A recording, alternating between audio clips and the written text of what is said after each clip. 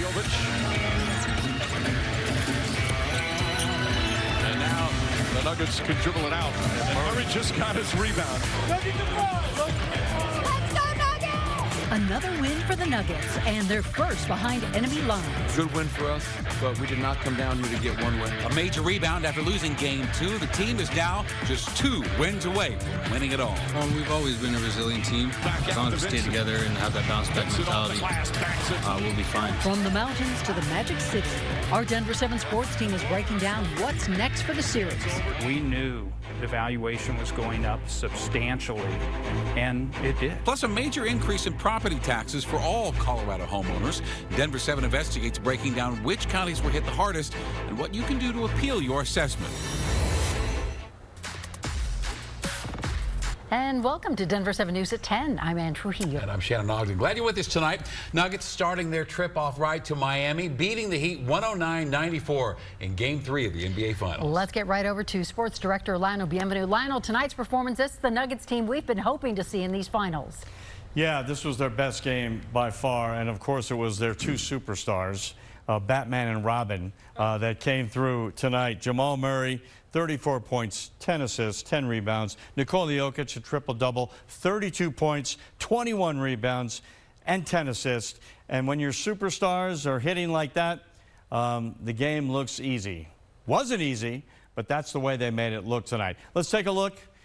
Third quarter, we pick it up. The Nuggets stepped on the gas here. Jokic was hitting on all cylinders. That made it 63-54. And Jamal, even when he missed, here's the energy and effort that was missing in the last game. The discipline, he got his own rebound and scored. Joker from way outside, the third rock, and a 13-point lead. Then Christian Brown off the bench for 15.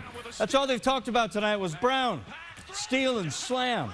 They outscored the Heat 29-20 in the third. Then in the fourth, Joker hit the spin cycle bucket in the last few minutes. And that was it. He had the triple-double. Murray had his triple-double as well. History-making performance by these two. And the Nuggets got it done, 109-94, taking a 2-1 series lead and getting home court back at Ball Arena. Nikola and Jamal Murray are one of the most elite and lethal two-man game combos in the NBA. And we've seen that for growing for 7 years now, and I think it was on full display once again tonight. They played amazing. I mean, they took what the defense gave them. They made big plays. He's been doing it all year. Both of them, Jamal as well. So the big two stepped up when it mattered, and they got a 2-1 series lead now after Game 3. Later in sports, we'll go back live to the Kaseya Center and talk to sports anchor Nick Rothschild. All right, we'll see you guys in a little bit. Thank you. And Nuggets Nation, we want to hear from you. How do you think the series is going? I bet I know the answer to that. Did you see a bad call tonight, perhaps? Want to talk more about your favorite player? Anything that's on your mind Nuggets-wise, call the Denver 7 Nuggets hotline at 303-832-0111. And if you're looking for more Nuggets coverage, be sure to check out all of our in-depth reporting on their historic championship run. You'll find it all on our website, denver7.com. All right, we have some breaking news we need to get to. A Denver police officer and a suspect both have been shot after a confrontation tonight. Denver 7's Danielle Kreuter is joining us live from the scene near 4th Street and MLK Boulevard. So Danielle, police just gave you an update on their conditions. Yeah, Ann and Shannon, the suspect is in critical condition after being shot by that officer. The officer who was reportedly shot in the chest by the suspect is in good condition. Denver police telling us tonight his bulletproof vest is likely what saved his life. Now, blocks of westbound MLK Boulevard are still blocked off. I know it's dark, but hopefully you're able to see investigators still on scene. This is nearly 3 hours after a DPD shot spotter system caught shots fired in this neighborhood. Police arrived shortly after when they say a witness gave them a suspect description. They found someone nearby matching that description, and after a short chase, officers and that suspect exchanged gunfire. The Colorado Bureau of Investigation and State Patrol have joined this investigation. The identities of the suspect and the officer have not yet been released. Of course, we'll keep you updated. For now, reporting live in Denver, I'm Danielle Kreuter, Denver 7. Thank you, Danielle. Have you opened your mail from your county assessor yet? maybe a tad surprised by what you saw, I'm guessing. Well, property taxes in counties all over the state are seeing changes. Tonight, Denver 7 Investigates has obtained exclusive data from the state, breaking down which areas were impacted the most and which saw the smallest increases. Chief investigative reporter Tony Kovaleski breaks down the numbers ahead of tomorrow's appeal deadline. Those prices, that increase has surprised me as well. Corbin Sackdahl knows his numbers.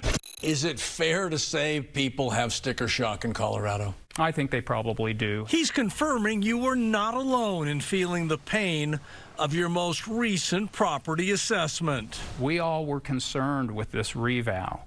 We knew the valuation was going up substantially, and it did. Sackdahl serves as the executive director of the Colorado Assessors Association. Denver 7 Investigates has crunched data compiled by his association. It gives powerful perspective on the kind of property tax increases Colorado residents are now facing. When you look at those 5 counties, what's it say to you? Resort communities. He's talking about the 5 Colorado counties reporting the greatest average increases in property taxes. Leading the list, Pitkin County with a 92% increase, followed by Routt County with 83%, then Archuleta with an average 80% increase, then Grand and Ouray counties, both at 67%. All highly desirable mountain and resort communities where sales skyrocketed in the middle of last year. When it comes to the valuation, it's because of the low interest rates, as well as we had a lot of people move in from out of state. Colorado is a great place to live. Here's the other side of the spectrum. Homeowners in other Colorado counties will still see large but far less significant increases. The 5 with the lowest average increase are La Plata with 20%, Dolores at around 19%, then Washington at 18%, Jackson at 16%, and Baca with the lowest increase of 15%. Most of those counties with the lowest increase are more of a farming community, small towns. And that brings us to the 9 counties in the Denver metro area. What's that say about the metropolitan area? Almost 40%. Yeah, 40% is very high. I mean, that is a substantial increase. Denver 7 Investigates also crunched the numbers for the counties in and around Denver. The average increase for the 9 counties is just shy of 40%. The highest increase came in Douglas County at 48%. The smallest, Denver and Boulder counties at 35%. Increases in Arapahoe, Broomfield, Larimer, Weld, Adams, and Jefferson all landed in between. Is it fair to blame the assessors for these numbers? The assessors are doing their job. The assessors are audited by the state. So if the assessors do not raise to the market, then they could fail an audit with the state of Colorado. Ultimately, the question, who's to blame for these significant increases to property assessments and the increased taxes that will follow? Well, back in 2020, Colorado voters repealed the Gallagher Amendment. For decades, that Gallagher Amendment reduced property tax bills for Colorado homeowners. If Gallagher was still in place, it would have moved that assessment ratio lower. It probably would have kept our property on residential, our property taxes in check in a similar dollar amount to where it was last year. So here's the question. What can you do if you're dealing with the sticker shock of your property assessment? You have until the close of business Thursday to contact your assessor and appeal that assessment. You can file your appeal online, in person, or through the mail, but your letter must be postmarked on or before June 8th. I'm Chief Investigative Reporter Tony Kovaleski. And still to come tonight, a Colorado school employee faces more than 100 criminal charges. Tonight we're following up on this case of alleged child abuse, and we're hearing from a parent of one of these victims. Mrs.